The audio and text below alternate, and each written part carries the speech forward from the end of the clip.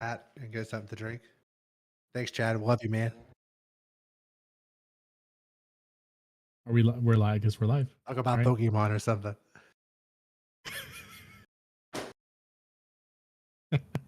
Jesus Christ! Come on, man. Hi, hello everyone. I hope one of them took their headphones in there with them so I can start talking junk about them. Ryan's a chump. Jared is not a chump. I can't find anything to say bad about him because he carried us a little bit.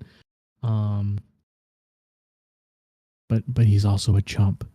Let's see here. I don't know, man. I am excited to play Pokemon tomorrow.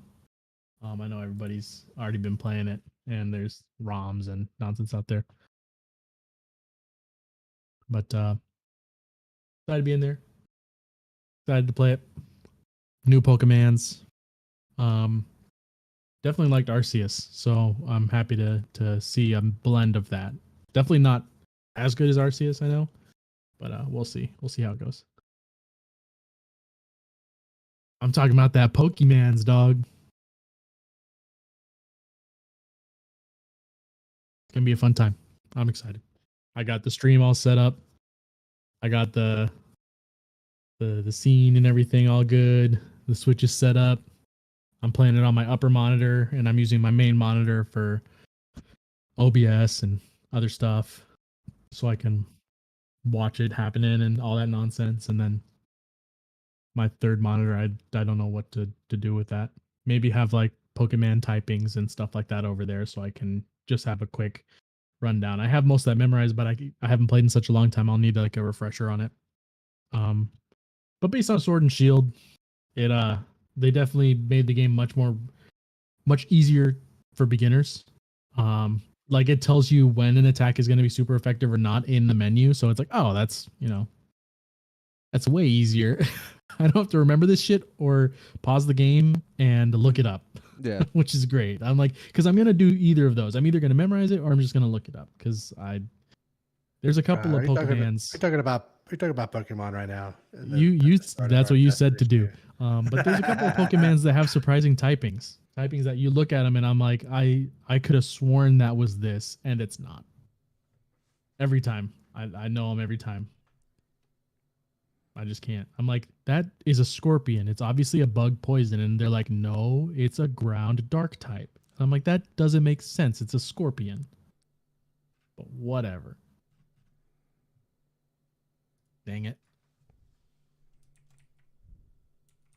Although the penguin with an ice cube head, that makes sense that he's an ice type. So I guess that makes sense. Oh, baby. I heard about that. I'm a little jealous, but I'm more than happy to ride the excitement train while I stream it. Haven't been in it at all, obviously, because I don't do ROM or anything like that. Is Dark Ace in here talking his junk right now? No. He said that there's a lot of in menu stuff. And I did read that. People are like, they're like starting to take away from like the Poke Center stuff. It's like more like a menu, just a grab and go kind of thing. And I'm like, but that's the whole fun for a lot of people is exploring the town. And it's like they're making the town go away. Then I don't know, man. I'm kind of I'm iffy on it because I did not like feeling like I had to talk to every single person in every single town I went to. That's an hour of my time every time I get to a new place. The way you play Destiny, that's not the way that you play Pokemon. Is that what you're saying? You're a very thorough Destiny player. Are you not a very thorough? I am, and I am a very thorough Pokemon player, but I'm glad that they're streamlining it a bit for me because like 90% of the people in a town that you talk to are just saying nonsense. And having been a person that's played for so long, I don't need to hear, oh yeah, bug types aren't very good against flying types. It's like, I know that already. I don't need to hear it again. Stop it. But yeah, I mean, most of the reviews that I've read too are like, oh, like it's a good game. It's a good mix of like the main thing, and we see where they're going. But there's so many bugs, and I'm like, ooh, I like bugs. Let's see what happens. It's gonna be a fun time. I like bugs. Yeah, It'll be fun. It'll be fun to see. Chad, did you order this hoodie? The Splicer one? Not the Splicer one. No, I'm not a big hoodie guy. I don't know. Oh, why. it's because you live where it's 75 degrees all year round. Like, why would you No, be it's a not. hoodie Dude, guy? it got cold this morning. It was like 43 Dude. degrees this morning. Dude, I Oh don't want to hear it. There was my. snow on my windshield this morning. Oh, snow?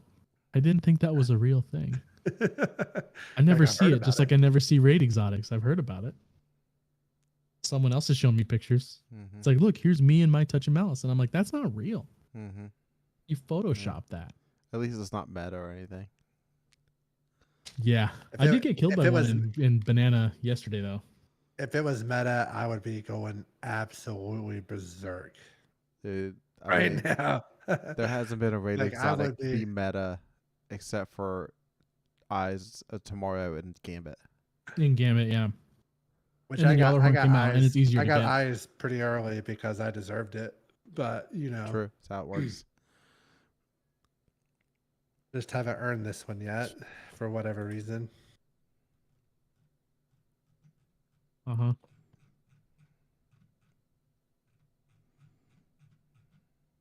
Are you guys about ready to roll here? I've almost got all the links posted. Mhm.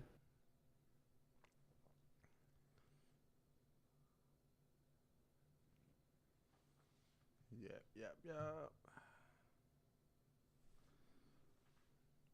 Oh, All boy. right, I think I have everything up.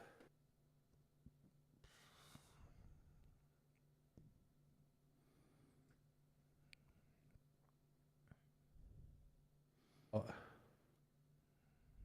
put it here.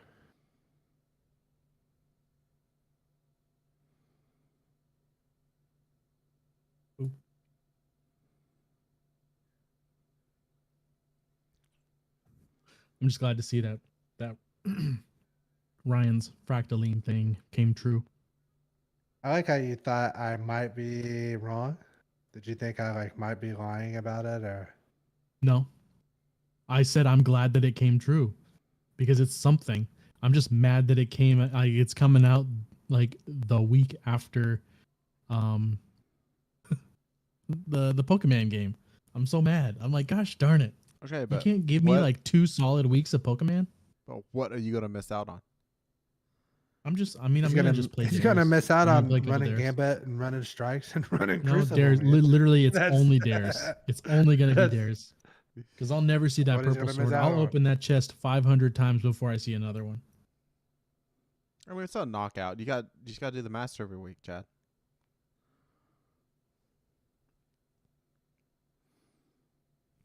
I mean, it is. You just gotta rip the Band-Aid off and go back to being a part of LG community. LG is always there for you. Can't do it. Can't do it.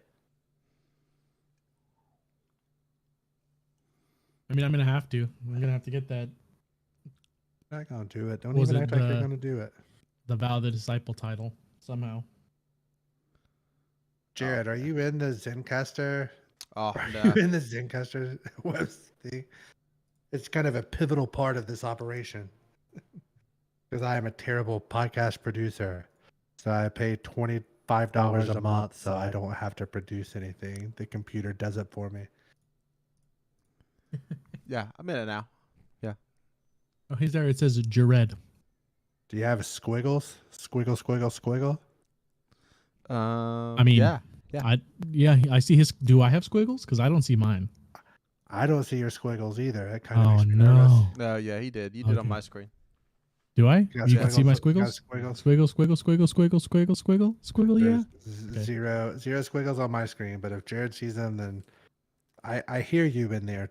I hear you do like a double. Yeah, because I was time. talking to you in there, so that Yeah. would have been it. Yeah. Yeah. Yeah. Bam, bam, bam, bam, bam, bam, bam. Yeah. All right, DMG brought the TWAB this week, right? Yep. I'm not crazy, am I? Sure.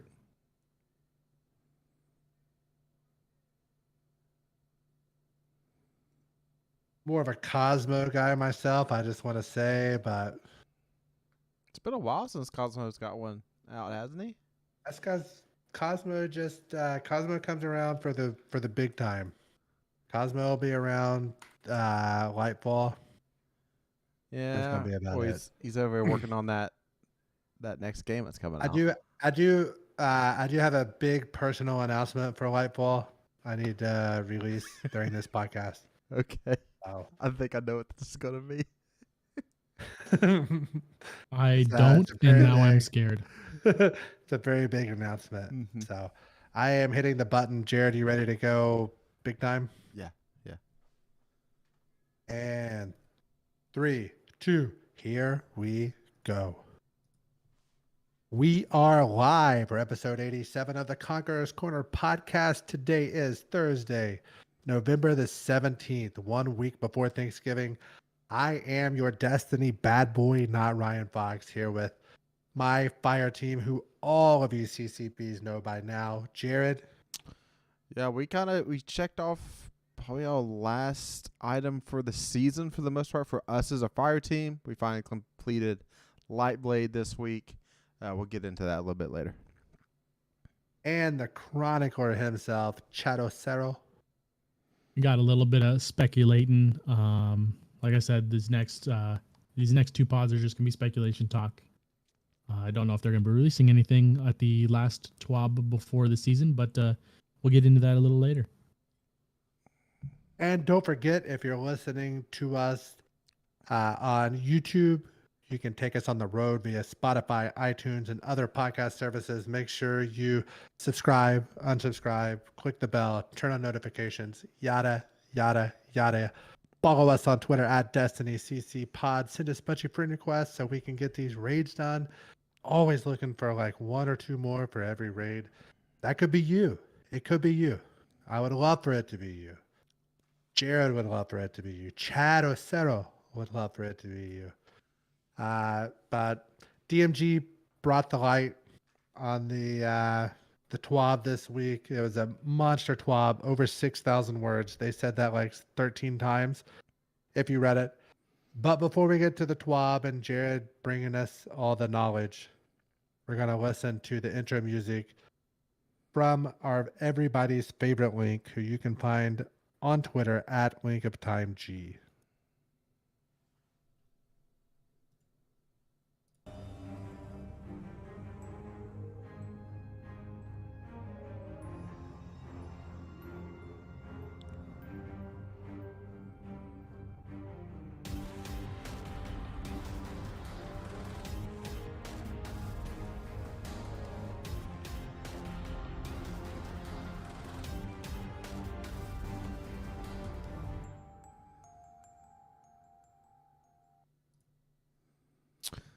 All right, everyone. Before we get into Crucible changes and the community event that's coming our way, it is Trans Awareness Week, and so Bungie is celebrating that with giving everybody a free emblem.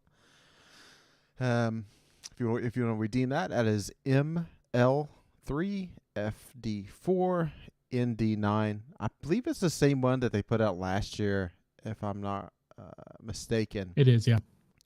So, for the most part, video games about nobody really cares who you are in the world. Just go into the game and have fun. I think that's kind of like the way that gaming should be, including, just like an equal, like just playing around, have fun, and just escape from the pains of the world for the most part. All right, next up is the community event. So, the Elixir's been hanging out more places. Every now and then you turn a corner anywhere in the tower, and all of a sudden you might see an Elixir popped up there. And I know down by Drifters, where the most of the time where they've been hanging out, for the most part, we're in the bazaar. So they also are in the last city. And Chad, what is the actual district that they're in? The Batsa district. All right, they're in the Batsa district, and it's very run down, and it's definitely where everybody remembers of doing the CAP DPS and certain spots in that area, and it really hasn't been very much improved since then. So even though they've been down there taking over, I mean, like they brought in the Fortnite battle bus for I guess some people to go hang out in. But Yeah. but we need to Hey, improve what that. man? We do with that. We need to give that raid some justice. Scourge of the Past, heck of a raid, in my opinion. Probably, dare I say, the most fun raid, start to finish, of Destiny 2. That's Oh yeah, just like to get people in and just get to people a in, raid. get the raid done. You're in and out in an hour and 15, probably. If you're showing new people, Fun yeah, raid. yeah. Yeah. Yeah, I can agree It's there. probably It's the raid- definitely a really good one. It's probably the raid I missed the most. That's gone. Yep. You get a sweet sparrow. Get a sweet sparrow out of there.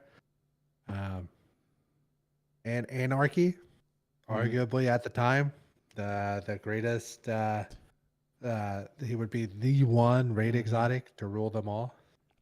From that shotgun, midnight. Oh yeah. Midnight. Oh, What you was should it? know that one. Midnight. You should what? know that one. It's a reference to The reference to The Office, but I can't remember Yeah. what the second name to it is. Hold on. What are we talking about? The one from the shotgun the first encounter. from the raid. Yeah, first encounter. Yeah. Yep. So It was definitely a shout out to Michael Scott's movie. yeah. Midnight. Yes. We're gonna lose it. Oh, this is embarrassing. I've had a lot Threat to drink level. tonight. Threat level midnight. Yeah. There The shotgun was threat level, and Yeah. then in the thing it said midnight. There we go. Yeah. That's Yep. what it was. All right. That was embarrassing. Sorry. I love you, Steve Carell. So, if you want to, participate in the community event, so you're going to be doing. You need to get captain's coins, and they can be found in destination chests, lost sectors, public events, and of course, season of plunder, catch crash, and expedition activities. I'm sure you're not burnt out on any of those. Yeah. If you are, you can also earn Not at them all. from the King's Fall Raid, Dares of Eternity, Strikes, Crucible, and Gambit. Now, each Guardian will have their own personal donations reward track with an emblem, upgrade materials, and new swashbuckling ghost shell. So, the community as a whole has to pull their treasures together to help Mishrax and Spider improve the Elixir Quarter and receive a global community earned rewards and special Elixir thank you gifts along the way. And there's even a chance for you to get a deep sight weapon or two to complete your crafting collection. So that's going to be going on over the next 2 weeks. And don't be Googling too much about like what's happening for the last couple of weeks of the season, because you might see a spoiler that got leaked this week too. We won't get into that. I just want to let everybody know listening it was leaked. Seeing that it was leaked, I didn't click on it, but Silver Fox did. And he DM'd it to Chad. So I just sent it to Chad.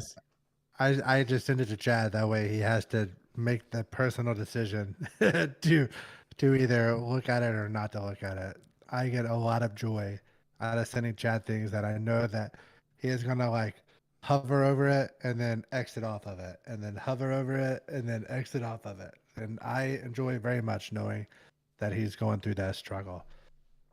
However, I will say I did not send him the leaked cinematic of the end of the season event, but it's not that hard to find if you're looking for it. So if you really want to see it, just DM me on Twitter at NotRyanFox or at DestinyCCPod. I'll make sure you get to where you need to go. All right, next thing up here about the season, getting that Scallywag title. The dev team looked at it and they realized that some of the triumphs needed to complete that title was a little out of bounds compared to previous seasons. So they're literally just you think? Yeah, nerfing a lot of things here. So Ruffian count went from 50 down to 10. Vendor upgrades, you only need 14 instead of the 23. The first mate challenge, you only got to do it once each time instead of, was it 15 each, Chad? I think is where it was originally at. What did Yeah, initially it was 15 Yeah. each. Yeah. Huge pain. Oh my gosh. Yeah. And then also the seal requirement only needs 8 of 9 triumphs now. So, as I mean, I looked at it and I just seen the first mate challenges. I think it's the only thing I have left to do, and I wasn't going to do it because I'm not playing. I needed like 30 more runs of Catch Crash or something, and to summon first mates. I'm just like, it's just not happening. But now I think I actually unlocked the title as is. Jared, would you say you are not going to be able to do it? Well, I think now the way they dropped all this down, I think I already got it done. Yeah, I think I might need a few more ruffians, but other than that, I think I'm pretty close. Who would have ever thought that by not grinding and not playing the game, that would result in me completing the title? Mm-hmm. So thank you, Bungie. So, Chad, I know you're the one that I always do this stuff. really chase these things. So, how are you feeling about this? I'm happy, and I'm mad that it didn't happen week 4. Because this was a very, very, very obvious high bar they put just to make people grind because they knew this season was light. Word. And people like me are forced to do it. I literally had all of it done except for the complete the table weeks ago. Like I finished the kill 100 ruffians or 50 ruffians before that, like a week or two before that even was a challenge. Yeah. And I'm like, this is nonsense. And then I did it. And now they're I'm so tired of this season, man. I tried to tell you, like, keep the grinding off until week 10. I just didn't want to play it anymore. I wanted to get it over with so I could do something else. Yeah. Listen, and I feel bad because I take joy in your pain because I know you do. That used to be me. It used to be I was the one that I was like, I have to do this. I have to. But this season and really last season, I kind of let it go.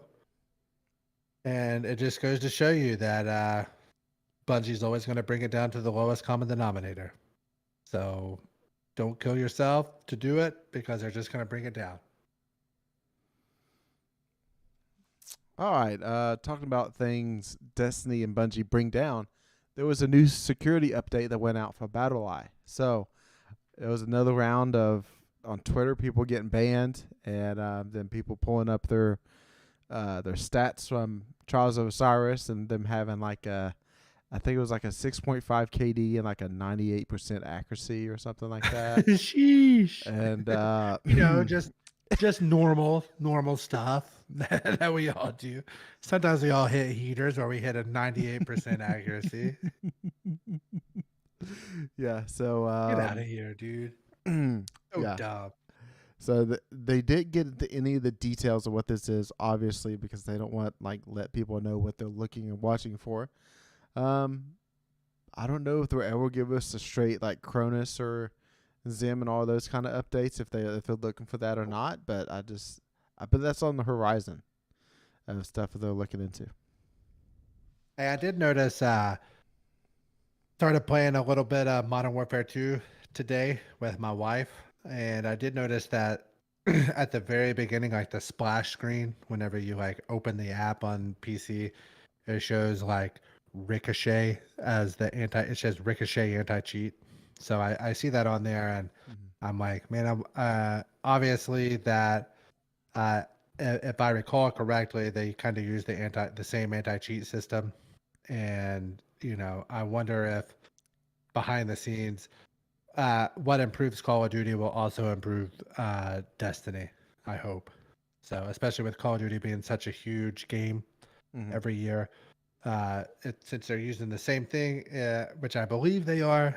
I can't swear to it, but I'm like 95% sure that's only good for us. Yeah, it's interesting how much of these it'd be an interesting investigation. Maybe Paul Tassi could go investigate, and since he's a writer, he's a journalist at heart. Hey, I'm a capital J. I'll be a capital J journalist. Yeah, I used to write for a website. I had to count for something. So so we got BattleEye, and what did you say the one Call of Duty had? Call of Duty has something else. It's Ricochet. Yeah, Ricochet. So like, how much do them like talk to each other and like try to improve upon the system? And they still try to compete with each other in a way, but they don't share trade secrets. I would say they have. I would say they share. I would say they share information. If I had to guess, probably not how they battle it, but how to identify maybe some of the news sheets. Right. All right. Speaking of cheating, most is rampant in PvP for the most part.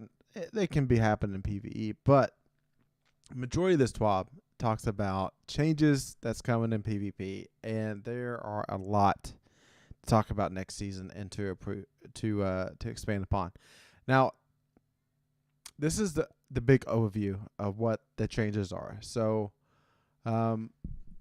first up is going to be the Crucible playlist structure. They're going to streamline it to just try to get people into population lanes to make the connections better. So there's going to be a quick play playlist now that's going to consist of Control and Clash. And so that's going to bring some of the lesser played game modes into the weekly rotations. They're also introducing a new Crucible seal. And so they're retiring. What is that one that they're retiring? Unbroken. Yep. And then shout out, Chad. They're also in Lightfall. They're going to be expanding the focusing to include older weapons of armor and Crucible and Iron Man on Trials. While next season, Shaxx is getting a rework to his focusing to be a lot similar to what the Iron Lord is now. And the Drifter, right? It's going to be the same, basically the same menu. Now, it's going to be a little bit different because Shaxx is you can just use the engram straight up that you build up with him. You don't have to like pull the engram out and then go select it. You can just go select the weapon or armor you're trying to focus. It was nice. I saw what was there, somewhere between probably 8 to 12 weapons that you could choose to focus on there. It's pretty nice. Yep. All right. Iron Banner is also going to get a new armor set and a new game mode next season. They're also updating matchmaking techniques between skill, connection, and fire team sizes to improve a better experience through multiple game modes. And they're also testing new matchmaking techniques and trials to try to do away with the solo playlist and have everybody in the same. And that way, threes will sometimes match up with a 2-1, if not always try to be with threes. And then solos more likely to match up with solos an occasional 2-stack. And they're also bringing more maps to the Crucible over the next year. 2 maps are returning from earlier in Destiny 1, and a brand new map is being added during the year of Lightfall. And then also they're introducing one whole new map. This is the last in Lightfall. Gee. Yep. Wow. They're introducing new competitive divisions to act as their ranked Crucible space for players seeking to test their skill. I wonder how they ever came up with that idea to do that. Yeah. And I hope the new map's inside the Deepstone Crypt. That'd be dope. That's such a cool setting for everything, but it's not going to be because it's old. It'd be really cool if it was a Battle Royale map and we had 100 people or 99 people, 33 fire teams of 3 dropping in there. Yeah, and they go to change through sections of the map and they're just stuck, frozen in spaces that 4 gigabytes of RAM on them Xbox Ones are just smoking, trying to move them over. Yeah, they're just melting. They're just so hot. They're so hot. Oh God, I love this game, but I hate this game sometimes. Mm-hmm. So there's so much. Like, if we really want to talk about something, so I think we should talk about highlights first. And it's just like, I think for us as people that mostly care about PVE, we're going into PvP during Iron Banner week because Iron Right. Banner is special. And if not, we're going in to get our pinnacles done, which is usually just 3 games. So to get the 3 games done, most of the time you play Control, because it's just jump in there, get your 3 game guns done, and move on. Or if it's a special rotator that week, as in like Team Scorched, and that's a seasonal challenge to play Team Scorched, we do that and then keep it moving.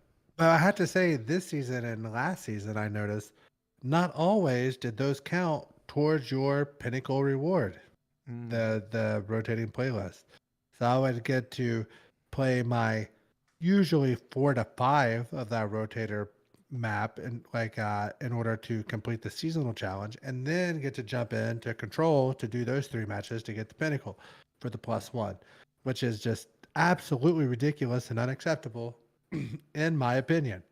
So I don't know. I kind of like the idea if we can get a decent ranked playlist coming around, which it sounds like it could be that. I don't care to go in and play ranked at people on my skilled level. It doesn't matter to me at all. So I would rather do that than go in and just do the other personally. And then you get like powerful, you rank up faster. You get your powerfuls for like round completions, assuming that there's something similar that there is now, and you get those game completions. So I would much rather do that if it does like all 3 things at once. All right, Chad. Definitely interested in seeing that how competitive is going to be like.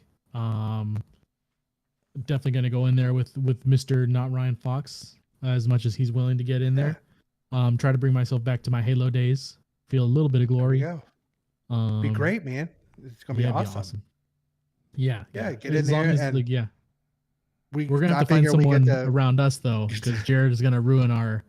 Yeah, Jared's gonna make us have a not good time. But even though I feel like we're better than like what it's gonna think we are, so like, we could go in. And dude, I'm fine with. I don't need to be like the Onyx level. Like I'm fine with being gold or whatever. As long as the games are good and it does a good job of putting you with people of your skill level, that's all that matters. And seeing something, you win a couple games and you go up from like gold 1 to gold 3 or whatever, that's fine. I don't care. I'm not like a 20-year-old adult anymore to where I need to see that rank in the high 40s or 50 in order to be happy. I'm past that point in my life. I'm fine. Just put me in my thing. Let me play with people at my skill level, and I get better and I go up. If I do worse, I go down. It's fine. It is what it is. Especially in this game, we don't really have DPS and tank and support, yada yada yada. It's more just going to be kill based and win based, and that's fine. I'm going to have a good time. I'll do my best. I'd rather do this. I never get in the competitive playlist as it is now. This is going to be much more likely to get me in there than what it was before, personally. So this competitive playlist is going to include survival, rift, and showdowns. That's going to like actually be nice to switch it up every now and then. And it looks like they're keeping the solos playlist, so that's still going to be the option for the lone wolves out there. Now, using the skill-based matchmaking in the competitive playlist is something that I think they missed the mark on. That they could have had a true ranked list. They could have had. This could have been the one playlist where like it don't matter what platform you're on, we're ranking everybody, and we'll just you gotta play the best to beat the best. It don't matter what platform you're on. I think they missed it on that. I do agree with you on that. I'm kind of fine. I'm not even sure how I feel about like console being separated from PC, and then especially I think it should be more input separation than anything, like controllers versus controllers.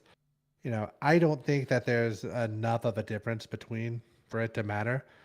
Personally, I think it's a very easy thing for people that die to blame it upon, like, oh, they're on controller, they kill me easier. But as somebody that has played a fair bit of Call of Duty and other games like Overwatch, to where I don't think it matters a whole lot, personally. But what do I know? I'm just a dummy from Kentucky. That's the way I see it. All right, so quick play having two different game modes between Clash and Control is a nice change. However, I do wish they would like bring back actual lobbies and staying in lobbies with like in this playing against the same players and voting on maps, voting on the game mode and stuff like that. I think that would be a really nice plus, but that's just not how this game's made. So it actually probably brings in a level of toxicity to this game that I think Bungie just don't want in their games anymore. All right. So there's a little of a breakdown of like how players spend their time playing PvP, and I'm not gonna go over it too much, but basically like everybody shows up for Iron Banner and stays playing Iron Banner. Everybody eventually does play some Control because hey, we're getting the pinnacle, and then Trials of Osiris. Not as many players go into that. But players that go play Trials spend a lot of time playing Trials. So there's an interesting dynamic there of how people spend their time across the game modes. So we know survival, which is what's going to be turned into comp. It's just straight like some players play, and the players that play spend a decent amount of time. Now I think that's something that's probably going to go up here in the next season, mainly because a weapon that is tied behind it. But I think we might have a season, like a few good weeks here, where we're all going to be in playing comp for a few weeks. And along with playing with comp, there's going to be a new title to chase. And the title is going to be called Glorious. So you're going to be the glorious NotRyanFox if you get that title done. The glorious Destiny bad boy, I think is what you really meant to say. Yep. So Chad, I mean, I know you're one that really obsesses over titles and getting that check mark done. How are you feeling about this? I mean, I didn't do Unbroken on purpose. Yeah. So it's just another Crucible one. Because you suck. So depending on how the triumphs look on that title, we'll see. Mm-hmm. But I suck too. I'm not.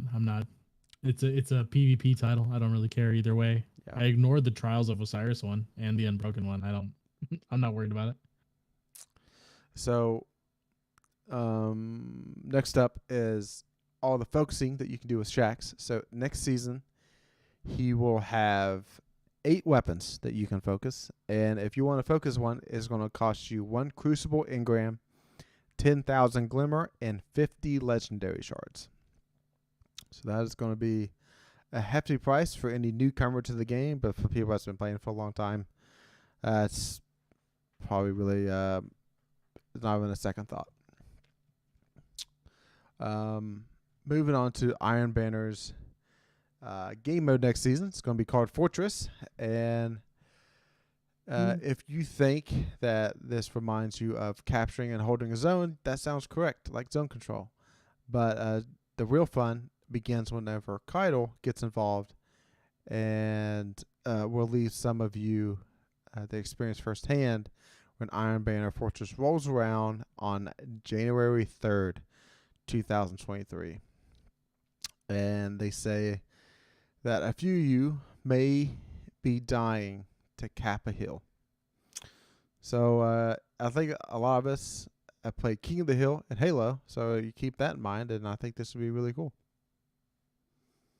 There's a picture. Looking forward to this. Yeah, there's a picture that shows people going towards an area, and there's Cabal turrets. So I'm like, ooh, little PvE stuff going on in there to help defend his zone. I'm definitely very excited. King of the Hill was a ton of fun. So King of the Hill was, especially on Gears of War, one of the best game modes that they had in the multiplayer of that. And I loved it in Halo, going way back. It wasn't quite as good as Oddball, for being honest, in Halo. But King of the Hill, great game mode. So hopefully it carries over pretty well to Destiny. And we'll see how it goes. We're gonna have to have big hills, aka zones, to control because of like the way grenades work, in my opinion, at the moment. But you know, they know that it's play tested. I have faith in it, so looking forward to it. Somebody check the cup that Fox was drinking out of. So also next season, Iron Banner is getting an armor change, and that's going to be an armor set back from Destiny 1. So I know, I don't know how everybody feels about that armor refresh, but I mean, at least it's different to me that an armor piece, I really don't care how it looks at all because I just look at the stat distribution. You know that Hunter cloak looks good though. Not lie. a Wolfie. That's right. Yeah, but you know it's going to shade like shit.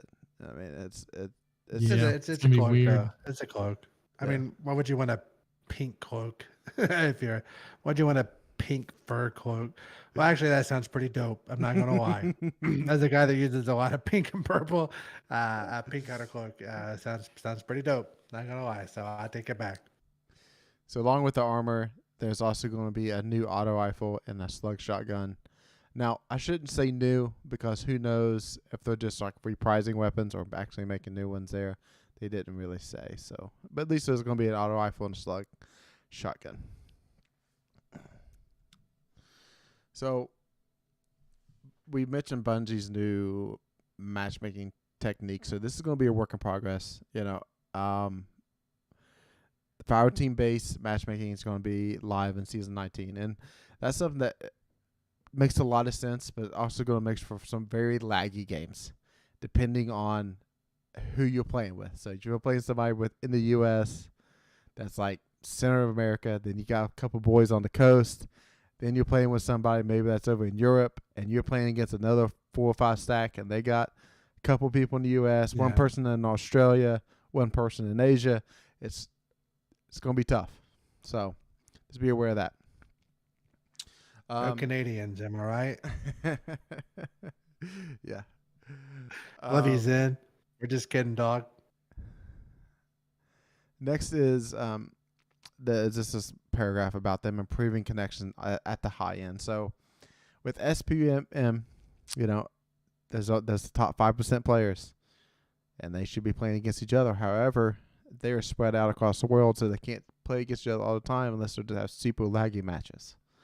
So they widen that field out, so they let the best players play against people that's even more or less skilled than them. Which I really don't care. Just let it happen. I don't care either. If they're in the top 5%, they can worry about it themselves. Mm-hmm. Quitter suspensions, those are still going to be around, and you know, just get in the game and play. If you stop worrying about that stupid KD tracker that you're looking up on whatever secondary site, just play the game. Nerd. Dork. And if you're losing Elo, so what? Go win the next match and get it back. Yeah. Right. Pretend you're playing a real game like Halo 3 back in 2006. That's all we had to do. Yep. Osiris next season will be getting a machine gun and a 140 RPM hand cannon to go chase. So, yeah, a hand cannon that's probably going to be super meta, along with the next one that's hidden behind the comp playlist. So we already touched on the maps, and now the comp. I think Chad has really read through this and knows what's going on, and is going to explain it to us all. The answer to that is no, I have not. but they have it set up very similarly to other games where it's like what Jared wishes it was, but it isn't. They have the setup like normal, bronze, silver, gold. Next season they're only copper, bronze, copper, silver, gold. Right? It's That's four. where I'm gonna be. Yeah. Where I'm gonna be the copper. They're capping it at gold for the season just to get a feel for it, and then they're gonna add they've added a couple of more. Let me see if I It's platinum, adept, and then ascendant after gold. ascendant. Yeah. So it's basically ass.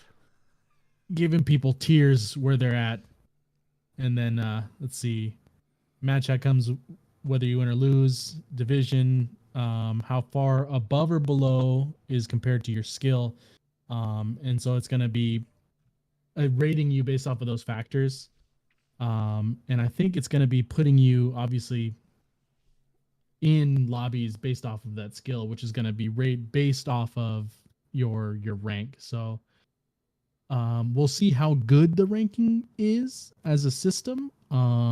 If it is what Jared hopes it is, then it's going to be good. But again, this is their first time doing it in Destiny, so there's going to be a lot of hiccups. We see what happens with trials where people like, hey, I got my flawless, I'm back to the original pool, and now I'm curb stomping all these newbies that are trying to get a single win. So people can find a hiccup in the system, they're going to find it and use it. Even if you work at works. Bungie and you got Yeah. busted for playing with people that were on like 230 win streaks for dropping games, right, Jared? I think it was like a 50-game win streak, but yeah. Yeah. Sorry. It's only a 50-game win streak. Yeah. To get on there. My bad. Yeah. But we'll see how it goes. If it gets good, like actually good or not. There is a decay system too. If you're gold or higher and you don't play for the week, you start to drop down. So it's like, yeah, you got to play it consistently, and if you wanna get to that ascendant, you better be in there, dog. Every weekend, all weekend. What they need to do, that whatever the highest tier is, give shaders and emblems and all this stuff that they're giving out for free now. Put that behind that stuff, and it's going to give them something that they can brag about over other people that really doesn't matter, such as like a gun. Don't tie a gun behind the highest Crucible playlist. Put shaders and emblems and ships and ghosts and those type of things that are purely cosmetic behind that. Make a middle of the road that somebody who plays, that puts effort in, can get to the gun. Make it like, for instance, if it's a 5,500 experience playlist to get to the top, 2,100 gets you to the gun. That's fine. That's not unobtainable for most people. People that go in there and play every day are going to be able to get to that before the season ends. So let them get the gun, and then put shaders and emblems and all that stuff after that. That's fine. That doesn't matter. Gives them something to strive for, gives them something to flex. They can, in the loading screen that is your orbit, and then fly into the thing, they have a special ship and special shaders to put on their armor. They're going to be able to flex that, make it look cool, make us all want to have it. But at the end of the day, it doesn't really matter if we have a shader or a ship. That's the stuff that you put behind that for the higher end levels. That's all you have to do. It's not difficult. Don't put Recluse at making the max level. Don't put Mountaintop at the max level. Don't do that. Don't put what was the sniper that had Revoker. Thank you. Don't put Revoker at the max level. Put those like a third of the way, 40% of the way up the ladder, to where most of us that give a shit, that are trying, are going to get to it anyway. We get the weapon and we're able to do it. That's all you have to do. It's not hard. Not hard at all. You have the playbook on how to do it. Been making this game. This game came out in 2014. You know what works. You know what doesn't. Come on. Not that hard. All right. It all works as long as you get rid of SPM, skill-based matchmaking, and make it actually playing people in your rank. That's what works. Yes. Exactly. If Jared and I, even though Jared is better than me in skill-based matchmaking, but if we are both at gold 2 and we match, then gold 2 matches gold 2, or gold 1 to gold 2 to gold 3. That's the range that I match. Don't put Jared, even though he's better than me in ELO, don't match it via ELO for skill-based matchmaking. Match it via your rank. Yep. Not difficult. You guys have done this. You guys know this. Don't overthink it. It's very simple. Yeah. All right. Fox spoke about rewards. And in the comp playlist, Rose has returned. If you use this weapon, I think you had to use it to unlock Lumina. I think that's what it actually made it its way into Destiny 2. Now, when it was in Destiny 2 before, and it's sunset now, it was 150 RPM, but now it's a 140. However, the stats and the way you're going to move with it is going to make it feel more like a 150 RPM. Instead of a origin trait, this weapon is going to have a grip, and the grips are like usually what's on exotic hand cannon. So like if you look at Lumina, if you look at Thorn, they have grips, and not a perk. So they have different grips to get. So you get this whenever you complete the competitive division intro quest. That is once per character, and that will drop with the perk selection that Rose originally had. And then after the intro quest, your character-based weekly competitive division challenge. You complete the division challenge to earn an additional role, and that's it. You play the competitive division, and you earn one role a week per character. Oh boy. So I'm not sure how many games that will take. So I'm going to ask you two, what amount of games, just saying that it's like wins might progress a little bit faster, but like if you lost so many games straight to go get a roller rose, what's the max number that's going to be unless you get mad? Sorry, Chad. Me personally, 5 games. That's kind of my max. I can take an ass beating for 5 games and be okay, but at that point, I've kind of lost all interest in the playlist. I can double that, but I'm going to be mad about it the whole time. The whole time. After 4 in a row, I'm just going to be angry and I'm going to keep going. But yeah, 10 games of losing, that's going to be close to 2 hours of play. Yeah. That's a lot of play for one weapon. Weapon drop. Like for one drop, Yeah. that's a lot. 2 That's hours, that's probably above what that's above what I'm gonna put in, to be honest. Yeah. 5 games does sound really good, so hopefully that's the way it's going to be. So there's a lot more info in this TWAB about PvP, and maybe we'll talk more about it whenever we get into next season and actually experience this and experience the changes. But overall, a lot of good information. Now, next week, we will not be getting a TWAB due to it being Thanksgiving, so it gives us one more TWAB before the next season drops. Are we gonna do a podcast next week? I know we haven't really discussed it. It's probably more on Jared than anybody else, if I had to guess. We could do a quick one Wednesday night. Just do like a real fast banger out Wednesday. Yeah. Down with that. If Chad is, I don't know what Chad. I don't know if you're traveling across your state or anything on I Wednesday or refuse. Thursday. I'll do everything I can to not see family. Okay. So I'm game for I love your whatever mom, you man. guys have, since you guys are married and one of you has progeny. All mine stuff up is to you guys. mostly Thursday. So All right, that brings us to 3 likes and dislikes for the week. This is where we say something that happened in game or something we've just been thinking about in Destiny 2 this week that we like, or like to see improve in some way. So my like this week is gonna be we finally completed Lightblade.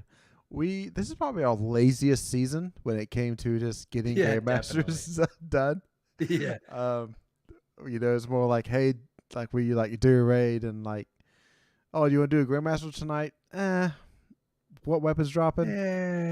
I don't really want that weapon. So we finally got it done. It took us a few attempts, and it finally just took me moving back over to Invisible Hunter for us to get it done. We helped this time. Yeah. I help. Yeah. I'm going to be real honest with you guys, and I can act like that I put a lot of time and effort into this segment. I'm just going to use the same things that I used last time. This game is a lot of fun when things are fresh, and you get to play content that you haven't played 700 times previously. Specifically this Nightfall, and we also ran the raid a few times before. But this Nightfall, I've only played it like maybe 5 or 6 times that I've actually completed this strike. So I enjoyed the rooms up until the final room, which I thought was kind of foolish, specifically because I hadn't been in that boss room a whole lot up until. But yeah, so I'm gonna say when this game is so fun when things are fresh. That is gonna be the Destiny Bad Boys take on what is good this week in Destiny. And for me, my Iron Lord title gilding is complete. It took me 17 games to get 5 wins. 17 games. 17. That's why I said I could play easily 10 matches in a row and just losing and stay in there and just be very angry about it. 17 games. It's a lot. It's of games. unreal. 3 of them were in a row. The same guy. Was that 4 hours? Is that 4 hours? I'm not doing that math. I'm just saying how many I did, and that's it. 3 of them I matched with the same guy on the opposite team who didn't drop below 4-0. And I'm like, this doesn't make any sense. Well, because as of right now, this season Iron Banner was connection-based matchmaking. Next season it's skill-based. Horrible, dude. But like 3 in a row, I matched with that same guy who proceeded to 4-0 my face inside and out. And I'm like, this is unreal. So I had to pause to eat dinner and then start up again because I was at that point I was infuriated. What'd you have for dinner? But it's over. I have to ask. Pizza. Not even tacos? No tacos. Dude, I'm thinking about making tacos after this podcast. That's how much I've been thinking. Send me a tacos. picture and then freeze dry it and send it to me in the mail. I'd love to have some. I'm too drunk for that, man. But that's over. And as far as my dislike goes, my dislike is Dares of Eternity drop rates, and I'm sure Jared's gonna say something to fix it. He said something in the pre-show. I'm just gonna get absolutely stomped on LFGs. I'll try it. I have to try it because these guys aren't always around, and these guys do LFG. So I have a bunch of stuff that I need to do because they do LFG, and I just need to do it. So it's abysmal, dude. The drop rates. You got it, man. I've gotten one of the guns done, and the rest of them are 2 or less. I haven't even gotten a single blue sword. I'm right there. I'm kind of right there with you on that, man. But I did like 2 solid days in a row of just grinding dares. Nothing. I'm sure you played more than I have. This is the least I've played any season for a while, which we all kind of. We're gonna save this for another segment, but our Destiny 2 heat maps. This was my lowest season in years. My dislike this season, the drop rate for the Touch of Malice, man. MF Bungie for the drop rate of Touch of Malice since this raid released. I'm not gonna say anything other than that. towards Bungie, but it is abysmal. They should be ashamed of themselves, and it's entirely too low. All right, my dislike right now is going to be waiting around for next season, like trailers or article to drop about what's actually going on, because now we're going to have these 2 weeks of community events. That's going to be, little things here or there about Elixir Place looking better, and then eventually we'll get this, whatever this magical cutscene is that got leaked, and then Bungie won't release anything until like 2 hours before the season's supposed to launch. So I don't like that. I really hope that they send something out, maybe the Monday after Thanksgiving they start putting some stuff out there. Let's hope so. Weapons breakdown. We're skipping this week. Gambling corner. We got a small update. None of the three of us are yet to get Touch of Malice. However, we did have the 3K ante for the light blade, and that the bet for that was who would have the least deaths to complete the light blade starting on 11/10. I had personally 19 deaths. Chad had 14 deaths. Jared had 5 deaths. On the run that we actually completed, I had 11 deaths. Jared had 1 death. Chad had 6 deaths. You can go to twitch.tv/ Conqueror's Corner. And on there, you can see, you can watch everything from my point of view. I did stream every attempt that we had on there. I died a lot. I played the least this season. Whenever we went to the heat maps, I was like days below the other two. Just basically, I did enough to get high enough to do the Conqueror Seal. Once we did that, to be able to do the GMs, once I got to the plus 15 at the hard level cap, or the pinnacle cap rather. Once I got high enough to do that, I just did the strikes in order to crank that out, get the Conqueror Seal. And I'm kind of done for the season. I'm going to be honest with you guys. I have zero intentions of going any higher. I will probably get on the 5 to 6 days prior to the new season starting, getting on there, getting some bounties stacked up to be able to do for the new season, and that's about as far as I'm going to go. What about you guys? You guys going to be doing much before the new season starts? Probably just get a couple of raids in. Maybe some artifice armor grinding if I'm really feeling needing to do something, but other than that, not really. Yeah, I have all my bounties stacked already. All characters are done. Literally the only thing I need to do is maybe some dares for the community event and some Oryx kills, 3 per week, and that's it. That's all I need for the season. All right, and with that, I believe that takes us to the half-baked takes. I am responsible for the half-baked take section this week. I'm going to be honest with you guys. It's not super thought out. It's not super planned out. Whoever is with us are people that have been with us for a long time at this point, and as well as people that have played multiple other games. And you guys know what we like. I like games, particularly Gears of War. I want to say the Horde mode. Let's think Gears of War 4, Gears of War 3, Gears of War 5.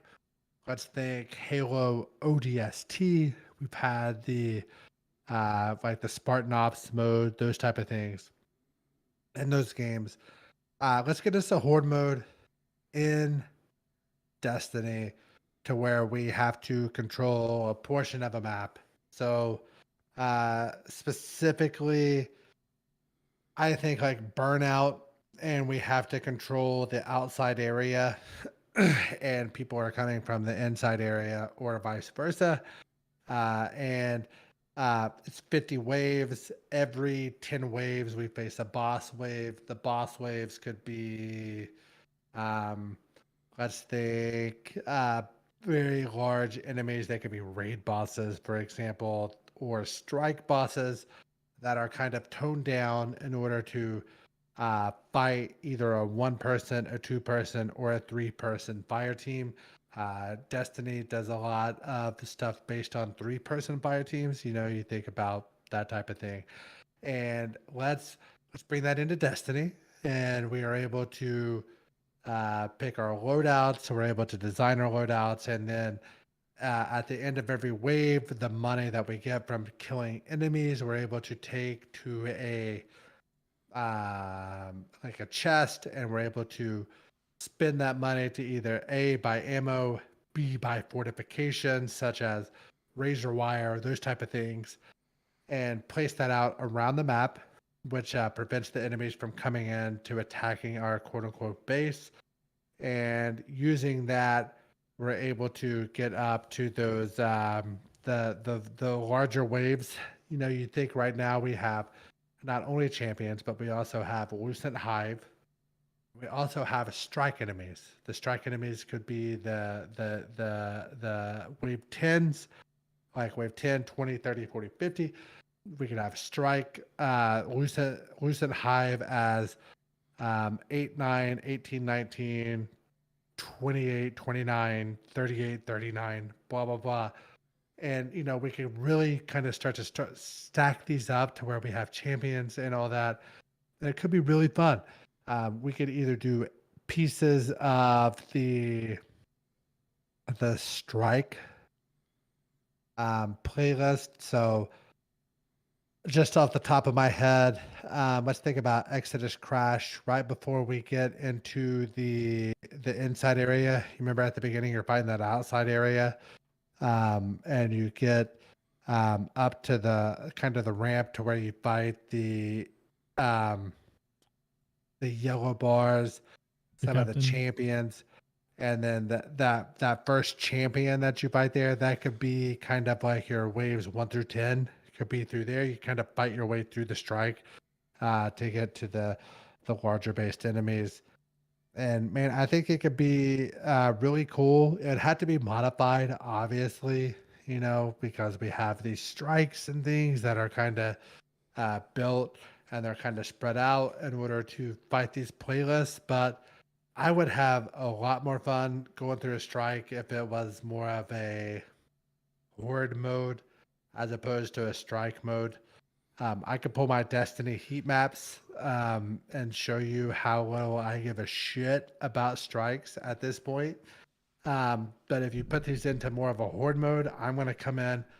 I get my boys in, and we're able to talk, and we can go through these. And let's say at a legendary mode, as opposed to let's say master playlist, we're able to go through do these strikes as opposed to a grandmaster and go through and do these strikes and do them as a horde mode. It would add a lot more replayability to me personally, as opposed to what we're doing now and just speed running through strikes. And I would like that a lot more. We could increase the rewards that you get a lot more, and just really play with those modifiers. Like, we have these modifiers in place, but we're not really taking advantage of them outside of what Bungie does with them. Let the players do more with them. Let us have normal mode, horde mode, and then let us have hardcore horde mode. Let us have legendary horde mode. Let us have master horde mode. Let us have grandmaster horde mode. Let us have multiple different modes to do this stuff, and it could be really fun. And then based upon what you get is going to increase your likeliness of rewards. If they want to keep the Vanguard Ops rewards and keep those playlist stuff, give us that. Let us have that. If not, let us have that plus more. We can do more than what we're doing. We're not married to what we're doing. let us find us a new partner and go through and have different rewards. And I think that would be a lot better than what we have now. It would get me personally in there a lot more often than what we have now. Jared, Chad, what do you guys think about that as like a, kind of like a horde mode as opposed to a strike playlist? Yeah, so I think it would be a lot of fun. I got to do a little bit of pushback on like when you use assets as the strikes as the blueprint to make it through the strikes. I think that these kind of areas of what you're wanting here.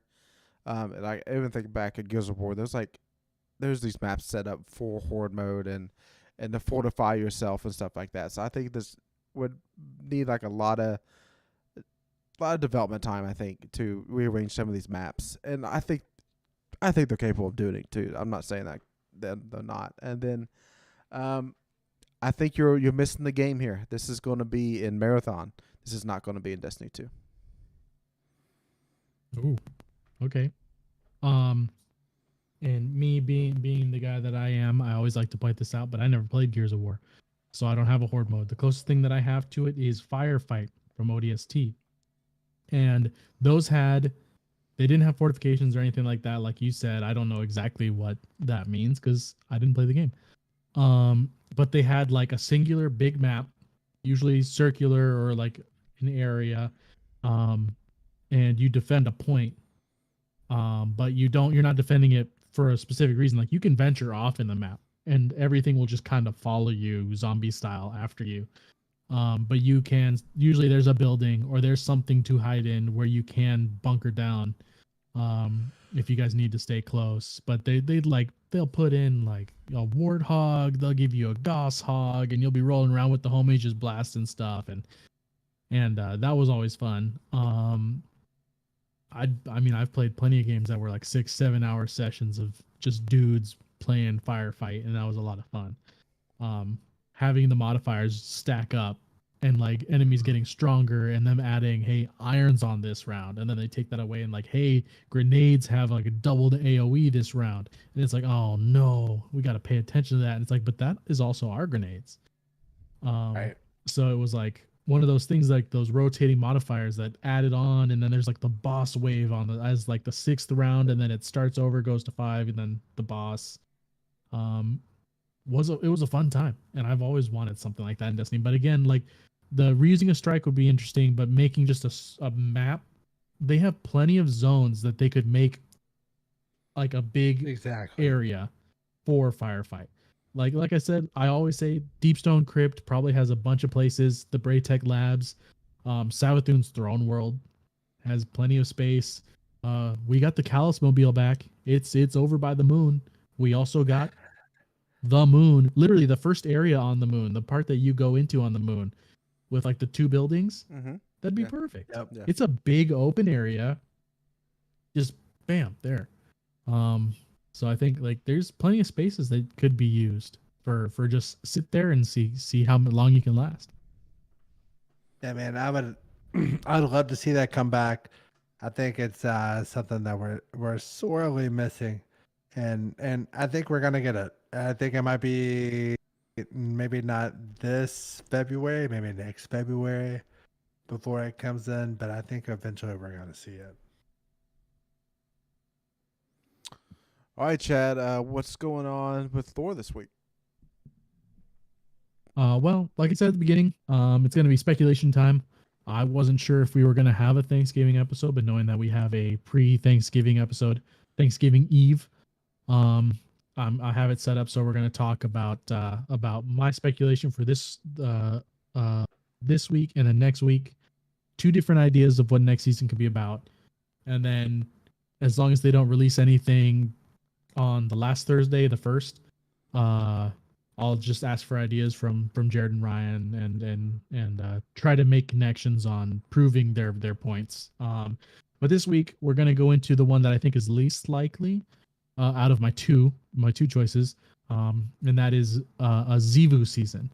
Now, there's an raid, there's a dungeon coming, but I don't think it's going to be Xivu as in we're killing her this season. It's going to be very similar to what happened in Beyond Light. Now, Beyond Light started with in Season of the Hunt.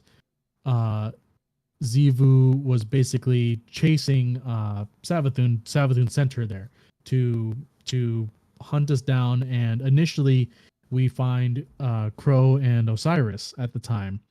And they let us know that Zivu is creating these monoliths that are summoning her forces and trying to create a foothold into our system so that she can destroy it. And so we fight back the Wrathborn, and we do everything we can to stop them from getting a foothold into the system. But near the end of the season, we're kind of, most of us as players were kind of assuming that Zivu was kind of a tool that was being used by Savathun, or puppeted by Savathun as a way to distract us from whatever she had planned for the year, because they led in telling us that year was going to be basically set up leading into Witch Queen. So we knew Savathun was the big bad for the year, but we didn't know how. So Zivu was a very good distraction. We fought lots of her main enemies, and got a little bit of lore here and there about her, but not a whole lot. Basically, we saw that she was able to control like the Cabal, which is how let's see, how Osiris's ghost died. We still don't have firsthand knowledge of that, as far as Osiris being still asleep. So he hasn't recounted the tale to let us know that that's true. But she controlled a bunch of Cabal in order to make them basically try to kill Osiris, but he got out of there in time, even though he didn't have his ghost anymore. But we end that season being like, hey, I think Zivu is being used by Savathun somehow. But she was the big bad for the season. That season was all about Zivu being the meanie, the big meanie. Going into Season of the Chosen, Kydal comes into our system to take control of humanity and the Guardians in her quest to kill Zivu Arath. So we learn a lot about Zivu. We learn and the Cabal as a peoples, that she invaded Torabottle through subterfuge of Kydal's closest confidant, was able to use hive magics to cause her confidant to be used as a sacrifice when Kydal kills her, in order to open up a portal so that the entire planet is invaded by the hive, and this is Zivu's hive. There's big war happening, and then unfortunately for Kydal and her people, they had to jam out. And the last thing that they knew is that there was a major force, being the Cabal that did the Red War, the Red Legion, still in the Sol system. So she knew that she needed to regroup, and there was a huge force of Cabal in the Sol system, our system. So she made her way here and was reading reports and learning about the Guardians and humanity in general from the Cabal's reports back to Kydal, and was able to use that to try to figure out a plan. And her plan on the forefront was that she needed to kill Zivu, and in order to make the Cabal understand what she was doing, she made it look like she was trying to take control of all humans, kind of like they did with like the Scions and stuff like that. But she did it in a way in order to make more of a truce and a bond between the Cabal as equals with humanity. Now Zivu wasn't the big bad of the season, but the whole reasoning behind it was that she was, because she completely wiped out the entirety of their homeworld. So not really there at the forefront, kind of like with the Wrathborn in Season of the Hunt, but she was the whole reason that the Cabal even came to our system in the first place. That looks delicious, Ryan. I'm jealous. Next, we're moving into Season of Spicer. Not much there. We helped the Elixni build a home in the Batsa district. We're hoping to beautify it on Tuesday through the rest of the season. Just, tossing coins to your Elixni and making it a beautiful, wonderful place.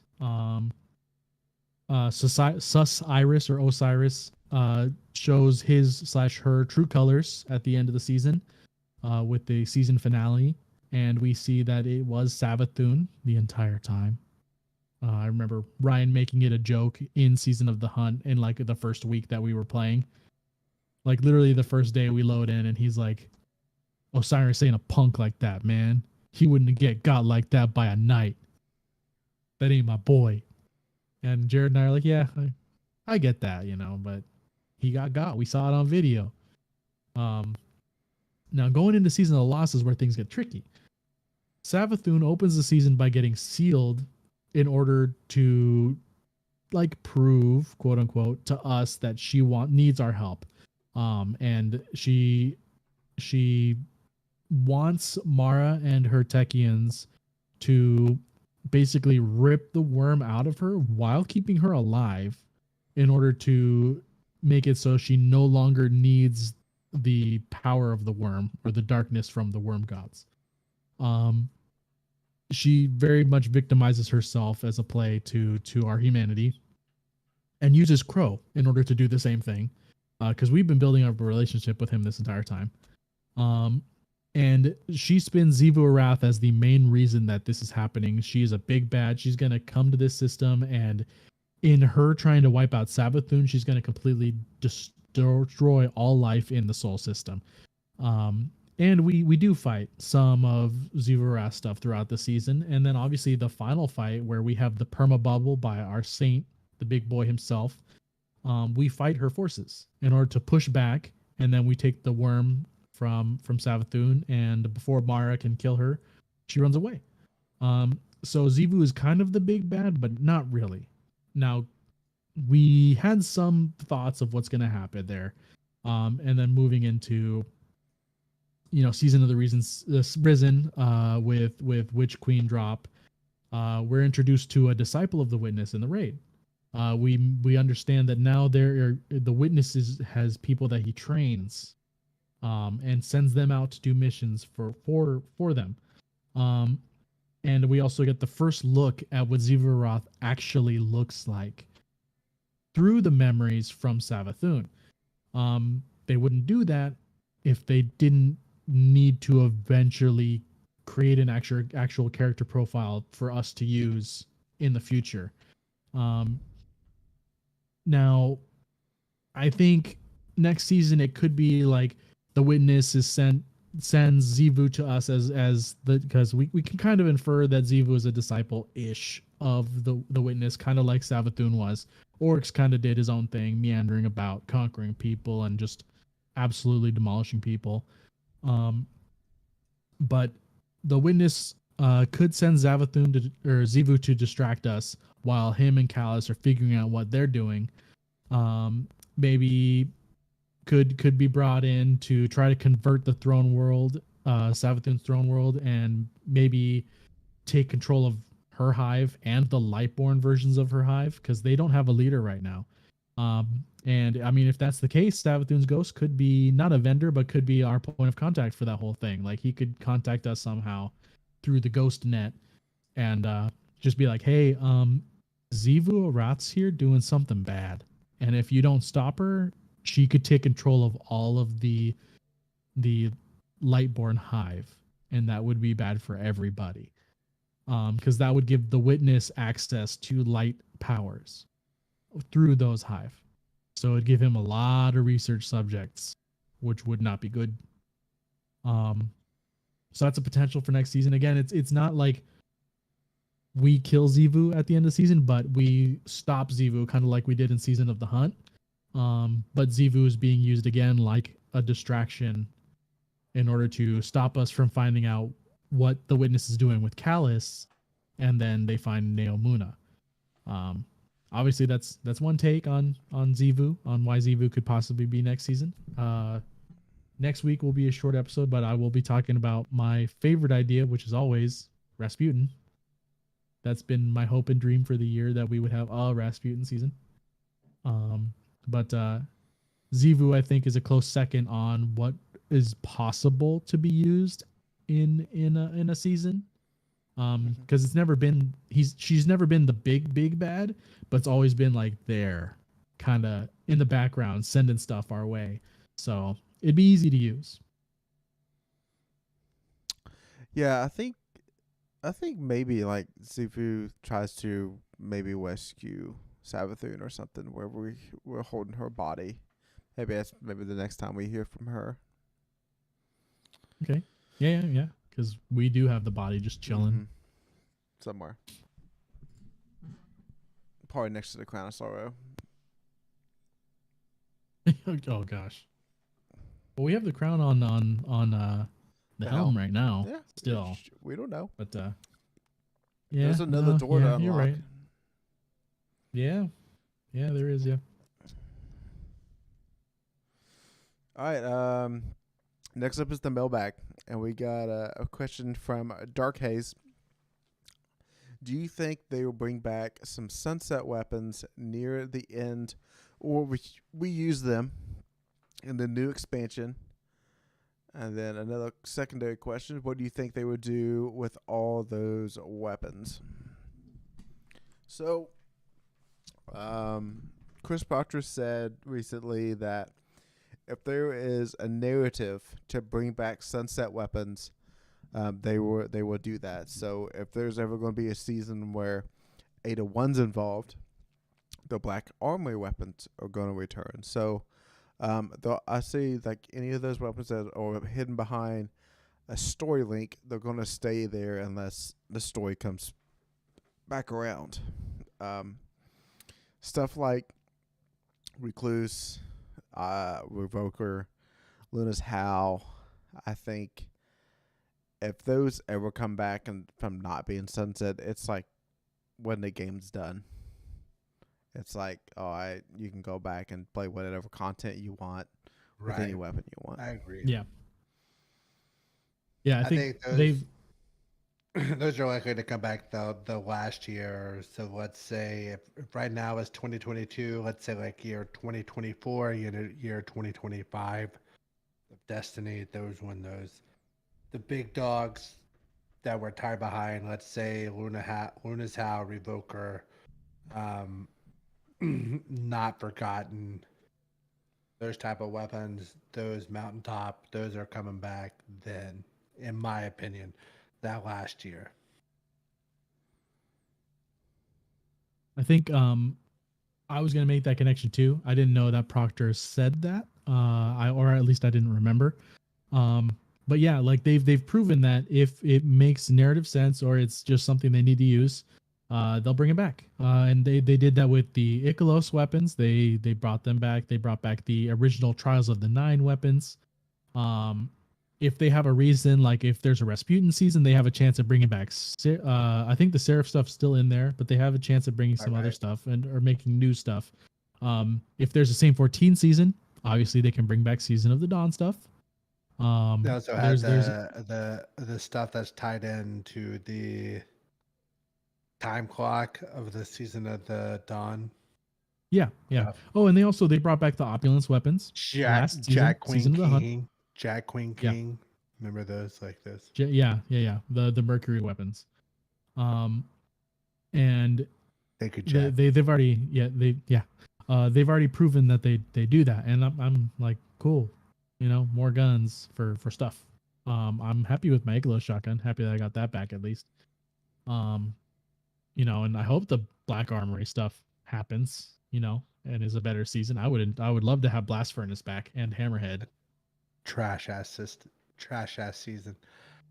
Next question that we have here. What was this season whenever you looked at your Destiny 2 heat maps that surprised you that was the highest? I'll have to say mine was the season of the Menagerie. Whatever that season Opulence. was called whenever I pulled it up. Opulence. Season of Opulence. Thank you guys. My highest Destiny 2 seasons, except for Season of the Forge, because I was a trash ass season, was that Forsaken, the year of the Forsaken expansion pack, that plus the 3 expansions afterwards were my personal highest.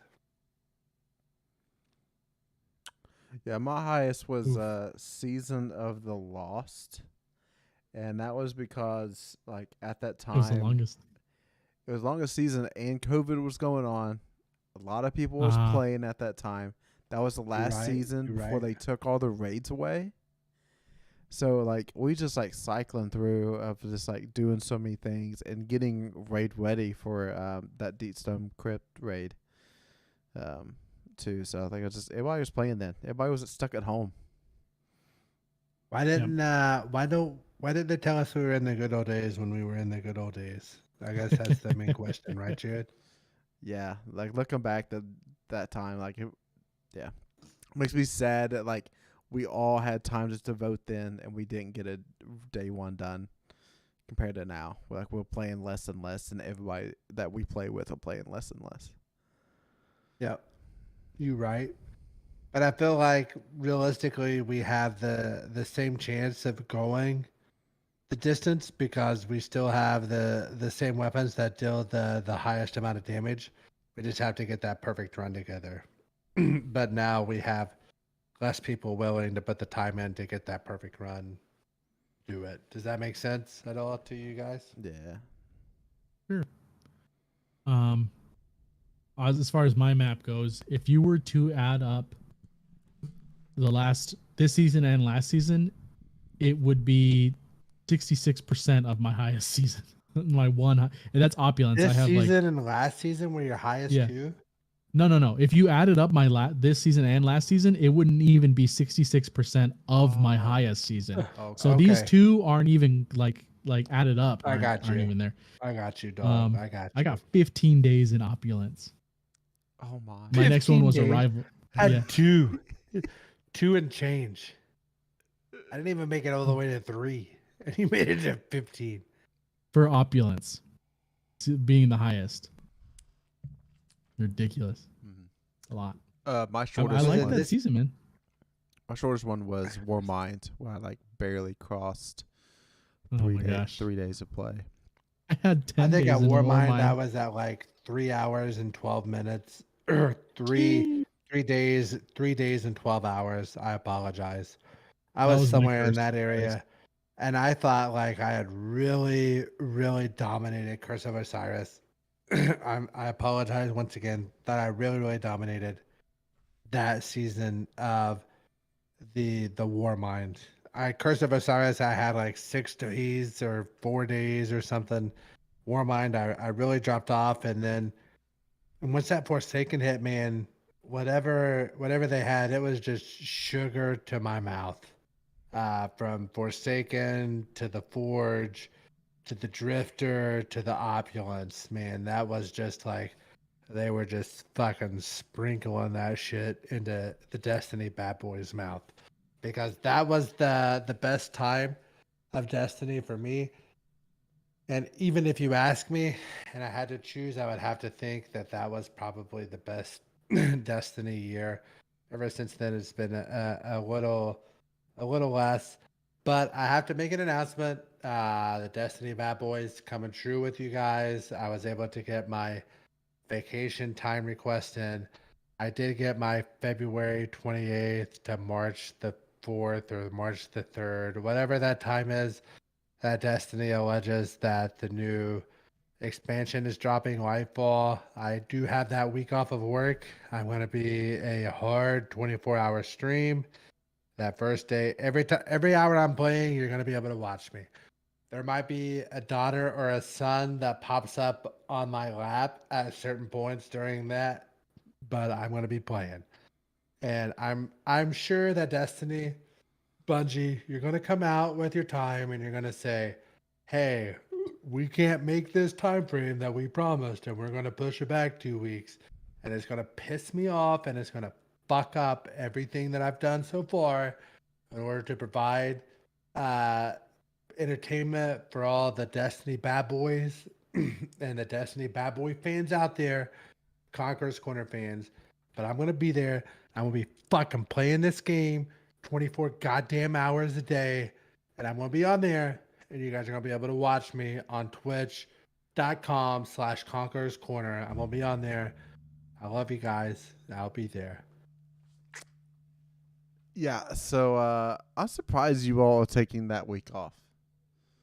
Dude, Because I have I have to pick 2 weeks a year. So I pick my daughter's dance like the year we have to go the furthest away from home, and then the other year of Destiny. That's Mhm. what I choose every time. because the raid's going to be the next week, and they're going to put it on a freaking weekday. It's going to be that Thursday You're or right. Friday. It's gonna be Friday. It better be Yeah. Friday. I'm gonna fuck them up when it comes You don't want time. Saturday again like You know what, last year? Saturday? Or It's, I would have loved it for it to be Saturday, but I'm not gonna get my hopes that it's gonna be Saturday. It's gonna be fucking Friday, and I'm gonna fuck them up on their Pacific time bullshit. There's Hey. not gonna be anything going on, and then they're gonna try to time it, and it's gonna be around the fucking Sweet 16 and Elite Eight, like they do every goddamn year. It's gonna fuck it up. Yeesh. I know that, and Bungie. I'm calling you out now. It's what fucking November. Here I am, 132 Matilda Avenue, South Shore, Kentucky. Fucking Oh come my here, gosh. and I'll tell you all about it. He's doxing himself. Oh my. Okay. Fox, I mean, Chad, I don't think we can go anywhere else from there, can we? No, we're good. That's the end of the pod right there. Yep. And that's the end of the pod. I love you guys. Thank you for following us on Twitter at DestinyCCPod. Check us out on Twitter. Follow us on Spotify, iTunes, other podcast services. Like, subscribe, click the bell, notifications, yada, yada, yada on YouTube. I'm going to let these other two motherfuckers sign off. Jared, you go first. Yeah, so Fox is fired up tonight. Not sure what he was sipping on that got him that going, but you know, everybody's got get at their wits end. I know you see a lot of announcements on Twitter all the time. I thought Fox was going to announce that, like, yes, he still has his pre-order for Lightfall because there's so many people out there saying that they have canceled their purchase of Lightfall expansion. Guess what? They're all crawling back now. This new announcement of all this PvP changes. Everybody said that they'll not be playing Lightfall. Guess what? They're gonna be playing. They'll let them fool you. Yep. They're gonna be playing. Read your books, eat your crayons, chat out. Go Cats. I love you guys. Fuck Gonzaga on Sunday at 7:30 p.m.